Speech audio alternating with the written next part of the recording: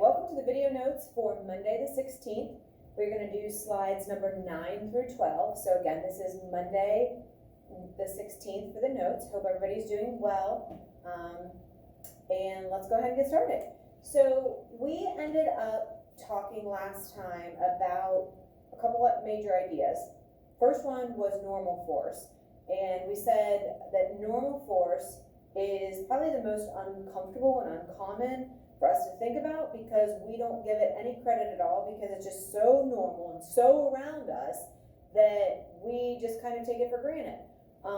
In real science terms, normal actually means perpendicular. So, if you have something here working exactly at a 90-degree angle, that is normal. That is considered perpendicular. Perpendicular is the normal state of things. So that's kind of where the name comes from.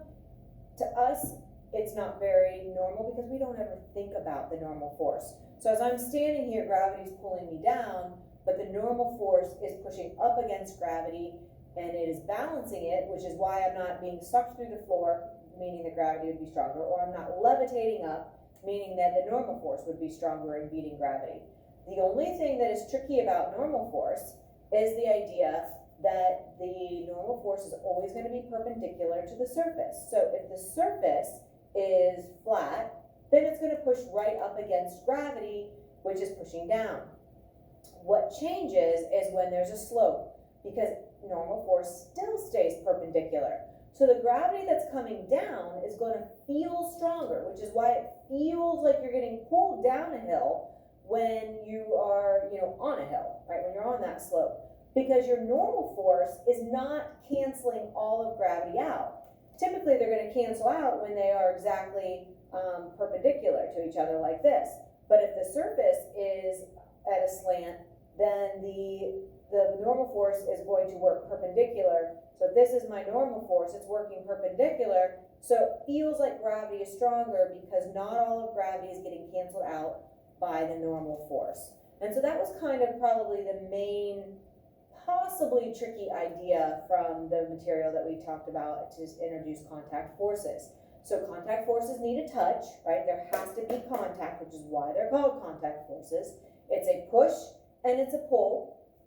And typically these forces can get recognized or represented through things called vector arrows. And we represent those, the length of them shows how strong or the magnitude, and then the direction is going to show us how, which direction the force is actually going, right? We have these things called free body diagrams or force diagrams, and a lot of times we're going to just use a square or a box to represent the object, so kind of generically just using that. And then we use arrows to show the forces. One other thing that I want to talk about that we haven't discussed so far is the idea on the free body diagrams or the force diagrams. A lot of times you'll see something like this for F and then net, meaning the net force. F for act, meaning applied force. F of fric, for friction. F of grav, for gravity. And then the F of, you might have norm, right? Those are just some common ones. There's quite a few others, but you'll see those used pretty commonly. So kind of wanted to point that out before we go any farther as well. All right.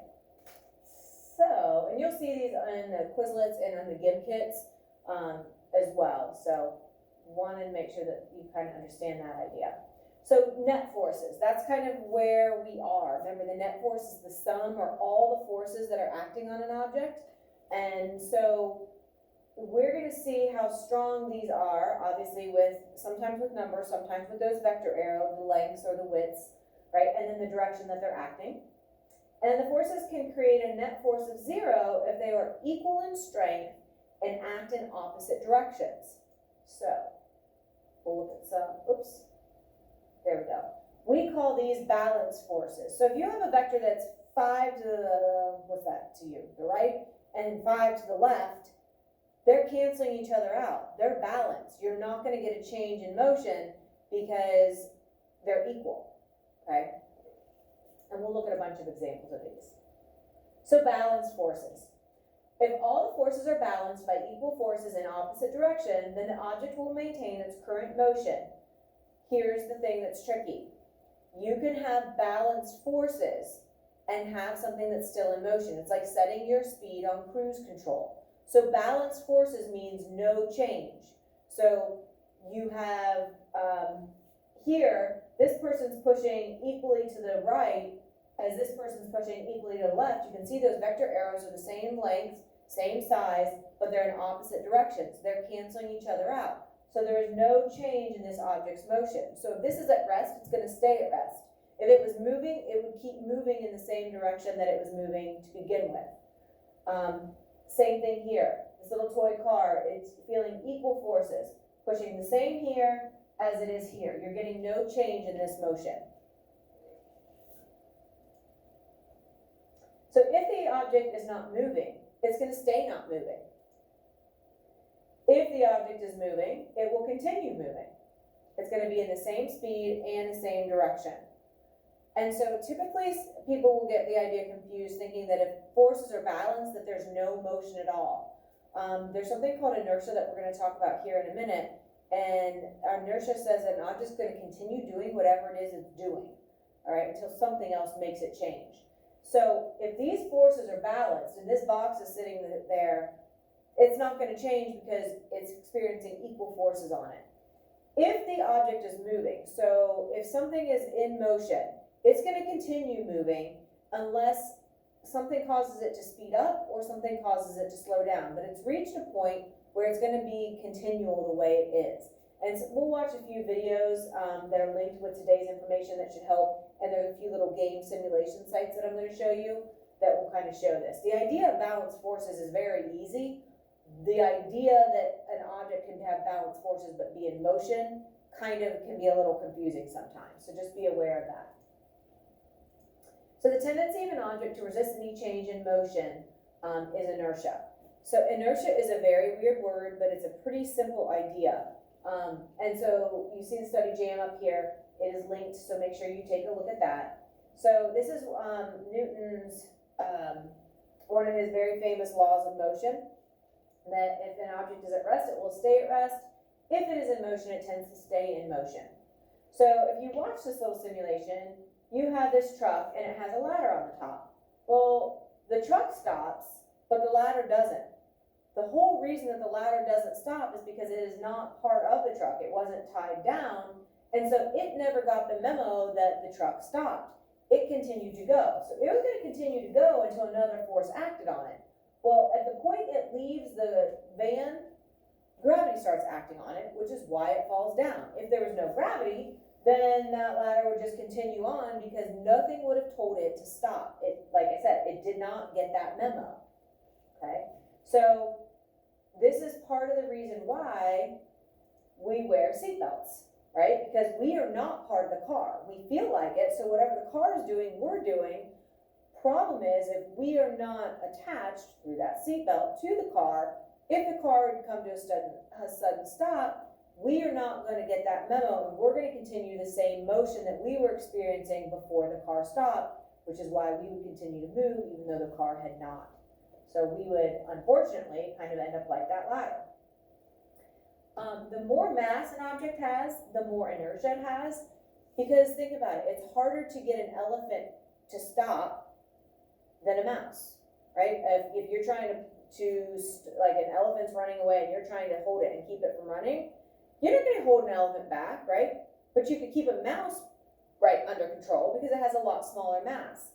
So the same thing is also true. If you have an elephant and a mouse sitting on the ground, I can push all day long on that elephant and I'm never going to be able to get it to move.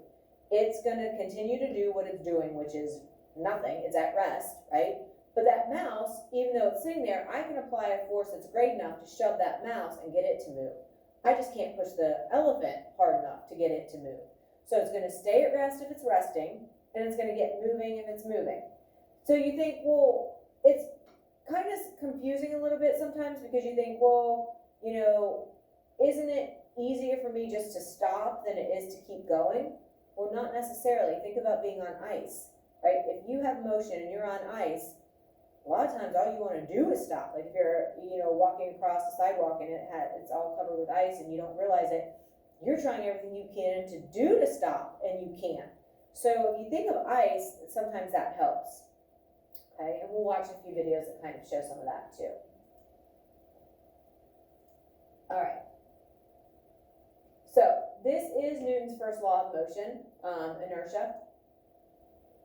And these links, I'll try it. A lot of times these links are not. Okay, yep, they're good. Sorry, I thought it was a different simulation for a second. I will have those videos linked to you or for you in classrooms, so please make sure you watch them. They do a fantastic job of explaining and showing what's going on here. I was really excited because I always called inertia the lazy law, because an object's going to do whatever it's doing, whether that's moving or whether that is in motion. It's going to keep doing whatever it's doing. And then I found this video and they actually called it the lazy law. So I thought I'd come up with something really cool. I was not as cool as I thought, because I guess it's a thing. But sometimes you'll hear this called the lazy law. It's going to continue doing whatever it is it's doing. All right, and so something makes it change its motion, and that's the key behind inertia. We're going to stop there for today on slide number 12, and we will, please make sure you watch the videos, and then we will pick up with slide number 13 at our next session together, and you will get the notes finished up, and then we can do some practice stuff finally. So take care. I hope you're doing well. If you need anything from me, give a call during school hours or email me. Thank you.